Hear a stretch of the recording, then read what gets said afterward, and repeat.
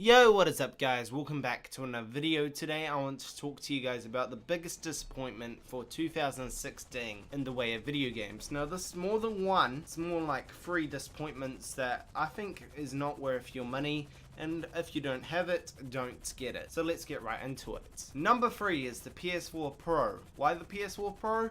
Well, there's been some pros and cons going around.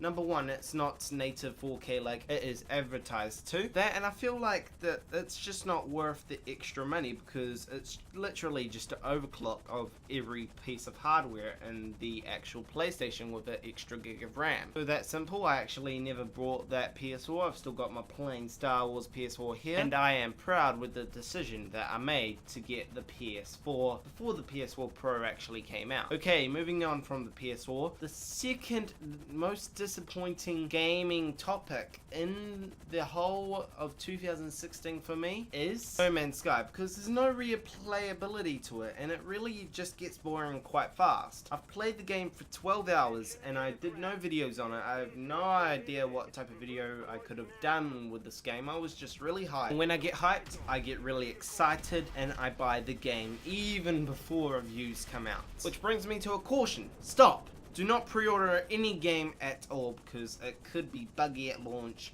and it could have problems that could cause the game to be unplayable. Battlefield 4. That was my 2013 disappointment.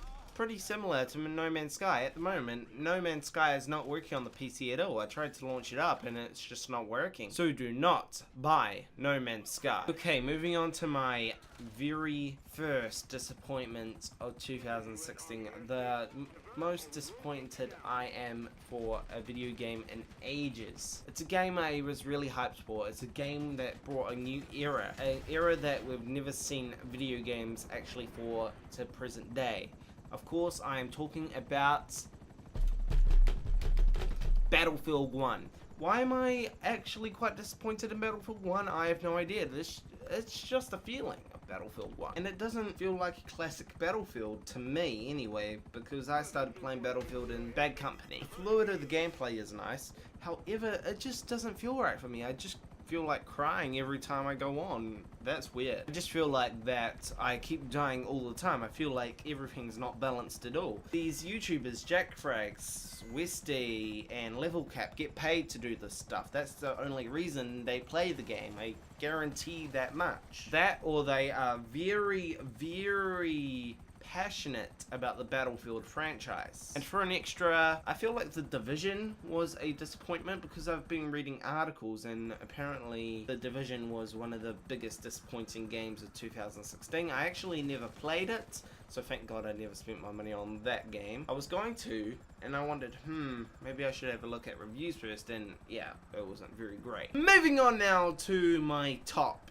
3 best gaming things of 2016 that I bought. It's not necessarily games that came out, it's games that I brought. Number 3, the Xbox One S. I brought an Xbox One S, the amazing slightly 4K console. I have this set up in my bedroom on a 4K TV because 4K TVs were literally $1,200 the other day, which is very cheap. I watch my Netflix, I watch YouTube and all that on my Xbox One S. However, my PS4 is more of a gaming console whenever I want to play a game, not the Xbox One S. Number 2 is actually a game that I brought in June. Now this game is GTA 5, but not any GTA 5. It was on special half off on Steam, so I got it on the computer. People were telling me to get it on the PS1 and Xbox One. I was like, no, I want it on the PC. And thank God I did, because it is totally amazing with the graphics mod and all that good stuff enabled.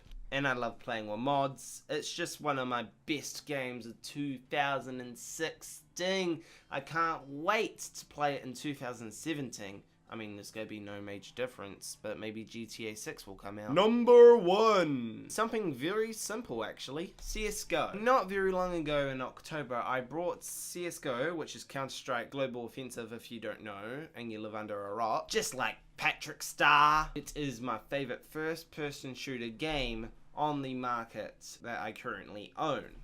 It's super fun, I get to play it with friends and all that good stuff. Now that's it for my top 3 best video games and worst video games in 2016. Now I just want to discuss something else. Call of Duty Infinite Warfare wasn't on any of these lists because it wasn't a letdown or a hype. It was just like, I don't give a shit, I'm not gonna buy that game anyway because I hate Call of Duty. But let me know if you think it should have been on the list. So that's it for this video, guys. Remember to subscribe for more content. Twitter and Instagram links are in the description.